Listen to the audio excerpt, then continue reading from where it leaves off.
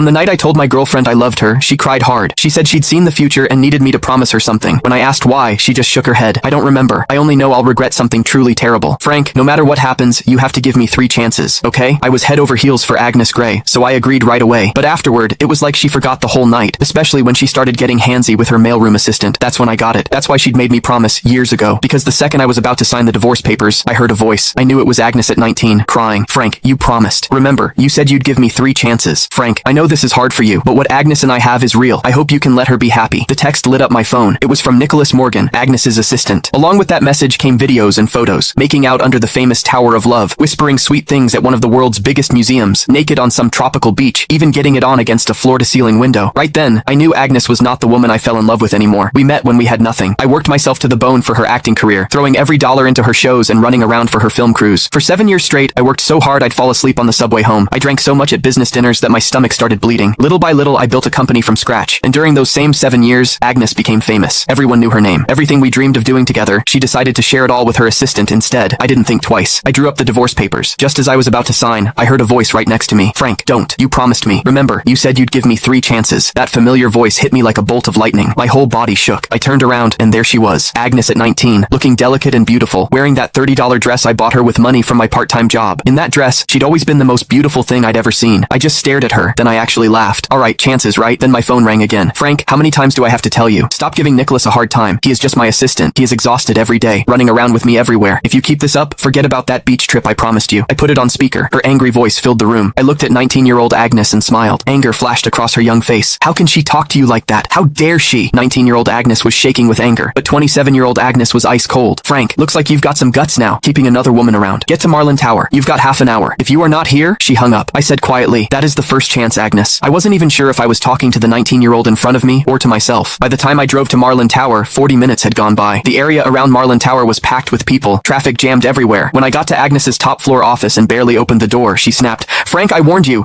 You had 30 minutes to get here and now, I cut her off, turned around, and flopped onto the couch like I didn't care. Nicholas was there too. He kept his head down, eyes all red, his right hand holding his left wrist. My attitude seemed to set Agnes off. She slammed her hand on the desk. Frank, what is with that attitude? You still won't admit you were wrong? But before I could say anything, Nicholas jumped in. It is nothing really, just a watch. Don't blame Frank. That just made Agnes angrier. But instead of yelling at him, she held back and softened her voice. How can you say it is nothing? He is so petty. He even tried to steal the birthday gift he gave you. Don't worry, I am not taking his side. Then she turned back to me, her voice sharp as a knife. Frank, I am giving you one last chance. Give Nicholas his watch back. I'd lost count of how many times this had happened. No matter how many times Nicholas set me up, no matter what I said, it never mattered. The woman who used to trust me completely now only doubted me. Couldn't be bothered to argue. I stood up, took off the old watch from my wrist. Click the link in my bio to get the full story for free.